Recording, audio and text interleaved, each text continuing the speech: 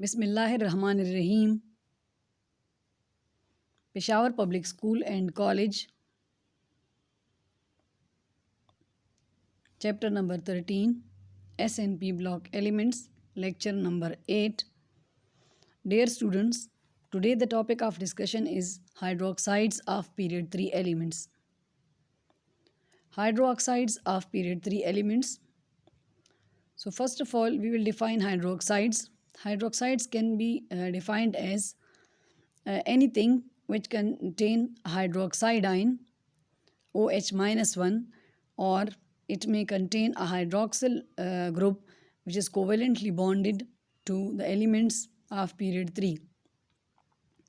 So based upon these two definitions, it is divided into three types. It may be basic hydroxides, or it may be amphoteric hydroxides, or it may be acidic hydroxides. Like period 3 elements, it can form basic hydroxides, amphoteric hydroxides, as well as acidic hydroxides. So number one, that is basic hydroxides. So the basic hydroxides can be defined as anything which contain a hydroxide ion, OH minus ion. These hydroxides are called basic hydroxides because when they react with acids, they form salt and water. The examples of the basic hydroxides are sodium hydroxide, NaOH, and magnesium hydroxides, MgOH whole twice. Now the next hydroxide is amphoteric hydroxides. The hydroxides which show the properties of both acids and bases and which can react with both acids and bases are called amphoteric hydroxides. The example of amphoteric hydroxide is aluminium hydroxide, which can be written as AlOH whole thrice. Now number third is acidic hydroxides. So the type of hydroxides in which the hydroxyl group is covalently bonded to the elements of period 3 is called acidic hydroxides. Here, the definition is different from the definition of basic hydroxides because in basic hydroxides, the hydroxyl group, the hydroxide ion is present. When it is treated with the acid, they form salt and water. And here the hydroxyl group is covalently bonded to the elements of period 3. Like here the examples which we will discuss, they may be, these are the examples of acids mostly, but they contain the hydroxyl group. So on the basis of this definition, we classify them as acidic hydroxides. Now why they are called acidic hydroxides? Because when they react with bases, they form salt and water. So the examples of the acidic hydroxides are hydroxides of silicon, phosphorus, sulfur and chlorine, which are the elements of the period 3. When they are bonded covalently with the hydroxyl group, they form acidic hydroxides. Now examples of the acidic hydroxides are orthosilicic acid like SiOH whole 4, number second phosphoric acid H3PO4, number 3 sulfuric acid H2SO4, and number 4 chloric 7 acid, which is also called perchloric acid HClO4. As these compounds, their formula shows that they are acids actually, but when we observe the structures of these compounds, they have hydroxyl group attached with them, with the elements of period 3 like phosphorus, chlorine, sulfur and silicon. So they as they contain the hydroxyl group which is covalently bonded to these elements, so they are also classified as hydroxides of period 3 elements, and they are called acidic hydroxides. Now hydroxides of period 3 elements, their sketch is given from left to right period wise. Like sodium hydroxide and magnesium hydroxide, they are basic hydroxides. Aluminium hydroxide is amphoteric hydroxides. Silicon hydroxide, phosphoric acid, sulfuric acid and perchloric acid, they are acidic hydroxides. Now we will discuss in detail about the properties of hydroxides of period 3 elements. But first we will discuss how the basic hydroxides, they act as a basic hydroxides. So sodium and magnesium hydroxides, as these are the examples of the basic hydroxides, so why they are called the basic hydroxides? So we discuss now the reasons. Now number one, like these are both basic hydroxides because they both contain the hydroxide ions, And number second, these both hydroxides, they are when reacted with dilute hydrochloric acid, they form colorless solution of sodium or magnesium chlorides. Like we can say that when sodium hydroxide and magnesium hydroxide, when they are treated with water, they result in the formation of salt and water, and they both contain hydroxide ions, so they are called basic hydroxides. Like here, magnesium hydroxide, when treated with 2 moles of hydrochloric acid, it results in the formation of magnesium chloride, which is salt, and water, 2 moles of water. So they result in the formation of salt and water when treated with an acid. Number second, how aluminium hydroxide act as amphoteric hydroxides. So aluminium hydroxides, as its formula is AlOH whole thrice. So aluminium hydroxide is amphoteric in nature. Like sodium and magnesium hydroxide, it will also react with acids, dilute acids, and it form a colorless solution of aluminium hydroxide, aluminium chloride. Like aluminium hydroxide, when it is treated with 3 moles of HCl, it results in the formation of aluminium chloride and 3 moles of water. So salt and water is formed. So here we have discussed that like the sodium and magnesium hydroxide, it can also react with acids. So here it act as a base because it is amphoteric, so it will also show the acidic properties in which it will react with the base also. Aluminium hydroxide, it also has acidic side to its nature. Like it can react with sodium hydroxide solution to form a colorless solution of sodium tetrahydroxoaluminate. It's a complex. It means like here, when the aluminium hydroxide is treated with sodium hydroxide, which is a base, so here the aluminium hydroxide, it act as a acid, and it result in the formation of complex, which is sodium aluminium hydroxide, so, or we can say tetrahydroxoaluminate. Now, number third, which is the acidic hydroxide. So here we discussed that how the acidic hydroxides, they act as acidic hydroxides. So here is a detail given. Like in these hydroxides, the hydroxyl group is covalently bonded to the period 3 elements, and the hydrogen of these hydroxyl group, it can be removed by a base. So all of these hydroxides, they are acidic in nature, but they vary considerably in their strength. Actually here we can discuss it in such a way कि ये जो हमारे पास acidic hydroxides होते हैं, इसमें चूँकि element के साथ जो हाइड्रोक्सिल ग्रुप है वो कोवेलेंटली बॉन्डेड होता है, तो जो हाइड्रोक्साइड ग्रुप कोवेलेंटली बॉन्डेड है उसका हाइड्रोजन अगर रिमूव किया जाए, बल्कि रिमूव हो सकता है, तो रिज़ल्ट में ऑक्सीजन रह जाता है. ठीक है, तो अब हम कहेंगे ये चूँकि हाइड्रोजन आयन दे सकता है, जिसकी वजह से इनकी ये प्रॉपर्टी एसिड्स की से मिलती जुलती है. इसके अलावा अगर हम कहें कि ये स्ट्रॉन्ग है या वीक है, यानी इनकी जो स्ट्रेंथ है वो डिपेंड करती है इस प्रॉपर्टी पे कि अगर इनका जो हाइड्रोक्सिल ग्रुप है उसमें से हाइड्रोजन लूज़ हो जाए, अगर वो हाइड्रोजन ईज़िली दोबारा ऐड हो जाए, जैसे ये ऑक्सीजन के ऊपर जो नेगेटिव चार्ज है वो उस हाइड्रोजन को अट्रैक्ट करेगा, अगर वो दोबारा ऐड हो सके तो इट मीन्स कि वो जो एसिड है वो वीक एसिड है. लेकिन अगर वो हाइड्रोजन आयन दोबारा ऐड ना हो सके और कम्प्लीटली रिमूव हो जाए हाइड्रोक्सिल ग्रुप में से वो हाइड्रोजन, तो इसका मतलब ये है कि वो एक स्ट्रॉन्ग एसिडिक नेचर रखेगा, क्योंकि उसने कम्प्लीटली वो आयोनाइज हो गया है और उसने हाइड्रोजन आयन कम्प्लीटली लूज़ कर दिया है. So here now we will discuss about the strength of these acidic hydroxides. Their strength may vary from hydroxide to hydroxide. So now the main factors which are involved in determining the strength of acidic hydroxides, I have discussed in a little bit detail.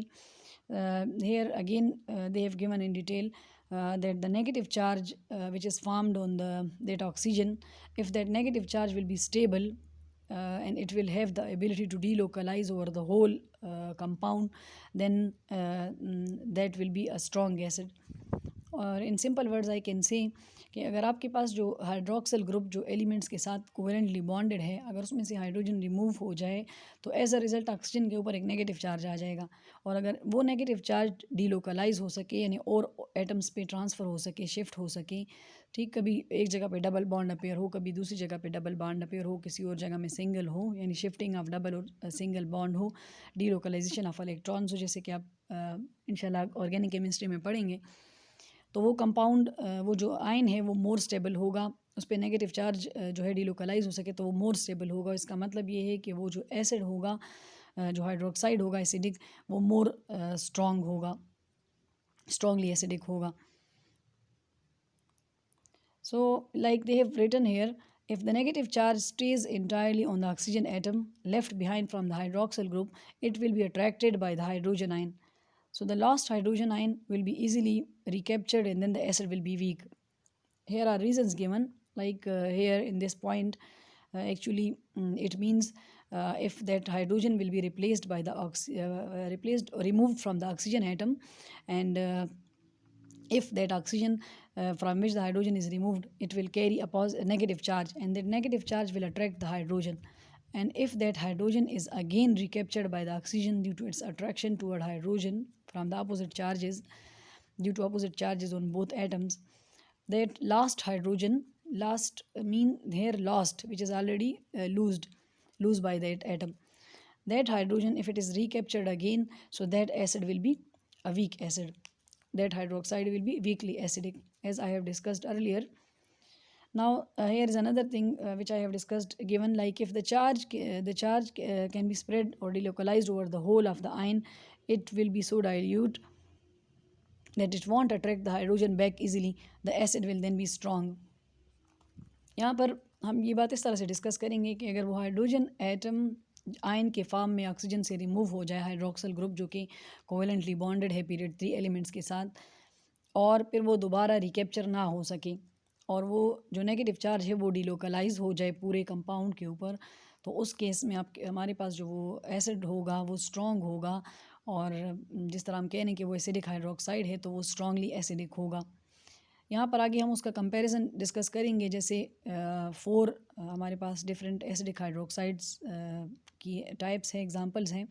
So one by one हमने उसको इस तरह से arrange किया हुआ है कि जो सबसे स्ट्रॉन्ग है पहले हम उसको डिस्कस करेंगे और जो सबसे वीक है उसको एंड में डिस्कस करेंगे। So number 1 example we are going to discuss, that is chloric 7 acid or perchloric acid. In chloric 7 acid, the product is the chlorate ion, also known as perchlorate ion ClO4. Like it's from the HClO4, when one hydrogen is removed, it forms ClO4 minus 1. So the structure of the ion does not stay like this. Here, like as shown in the structure, 3 double bonds are present between the chlorine and the 3 oxygen atoms, and a single negative charge is present on oxygen. So this negative charge, it do not stay on this oxygen atom, but it will delocalize, like it will delocalize on the other oxygen atoms also.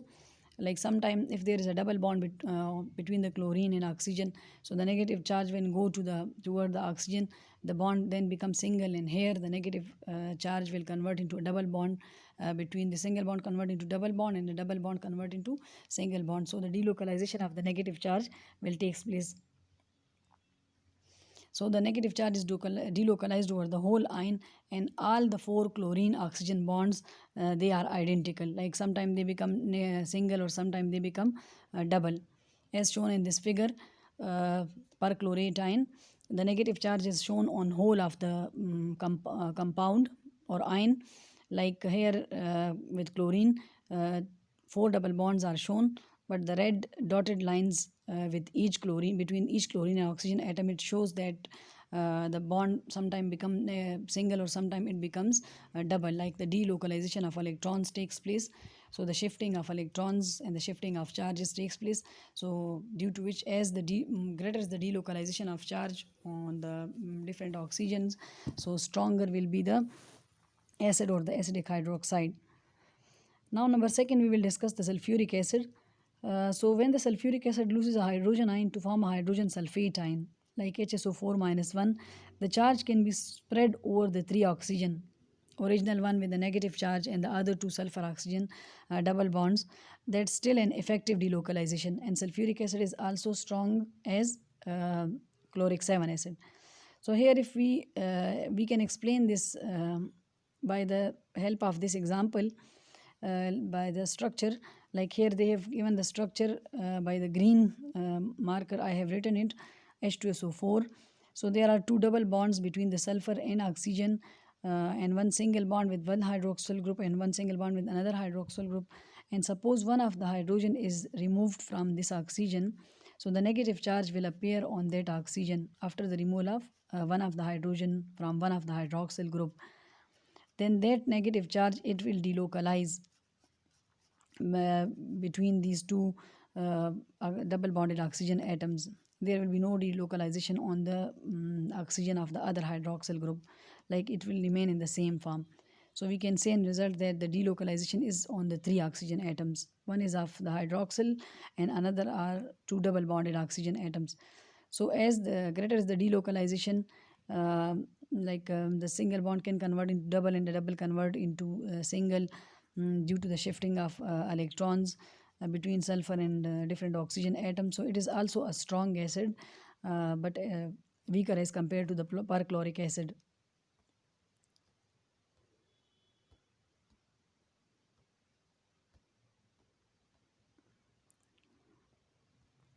So now look at the example of sulfuric acid, as they have written that when the sulfuric acid loses hydrogen ion to form a hydrogen sulfate, the charge can be spread over three oxygen, as I have discussed from the structure, and the other two sulfur oxygen double bonds. So as they have also discussed that there is no shifting of the negative charge on the oxygen of the other hydroxyl group. Actually, the beside that hydroxyl group, other three oxygen atoms are involved, on which the delocalization of the electrons or charge, negative charge, takes place. So it's also an effective delocalization, and sulfuric acid is also strong as chloric 7 acid or perchloric acid. Now number third is phosphoric acid, the formula of which is H3PO4. So phosphoric 5 they have written, it means plus 5 will be the oxidation state of phosphorus in this compound. It is much weaker than sulfuric acid because it only has one phosphorus oxygen double bond, which it can use to help delocalize the charge on the ion formed by losing one hydrogen. So the charge on ion is delocalized less effectively. It means if we look at the structure of this phosphoric acid, here it is given written by the black marker.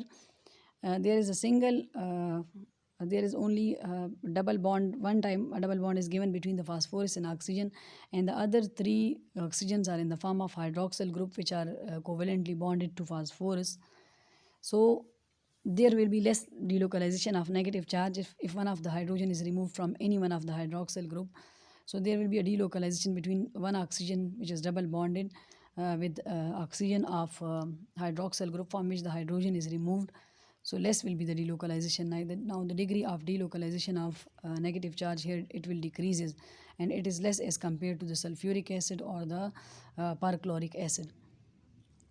Dear students, you must know about this. Greater will be the number of double bond, greater will be the delocalization, because in case of double bond, the electrons can easily shift from one position to another position, and the double bond will convert into single, and the single will convert into a double bond. Now as number third, phosphoric acid, we have discussed. So it is weaker weakly acidic hydroxide as compared to sulfuric acid, which is a strongly acidic hydroxide, but weakly as compared to perchloric acid. Now number 4 is orthosilicic acid, the formula of which is SiOH whole 4. So in orthosilicic acid, there are not any silicon oxygen double bond to delocalize the charge. That means the ion formed by the loss of hydrogen ion is not at all stable and easily recovered its hydrogen. So if you look at the structure of orthosilicic acid, which is given on the top written by the red marker, like silicon is covalently bonded to 4 hydroxyl group. There is no double bond present. So if there is the removal of any hydrogen from the any oxygen, so a negative charge will appear on that oxygen, but it will again recapture that lost oxygen, and again it recover its structure. So it means there is no delocalization of negative charge. Delocalization mostly takes place in those compounds where double, triple bonds are present, in which the electron density easily shift from one position to another position. So orthosilicic acid is a weakly acidic hydroxides as compared to the other one. So the strongest acidic hydroxide is perchloric acid, then is sulfuric acid, then is phosphoric acid, and then is orthosilicic acid.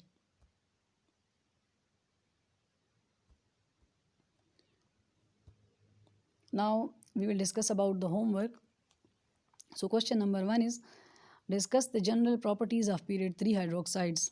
So, dear students, as I have discussed with you the hydroxide topic, we have discussed in general form. Uh, but when the question comes in paper, discuss the general properties, mostly come in such a form, discuss the general properties of period 3 hydroxide. So, you can attempt it in such a way as I have discussed.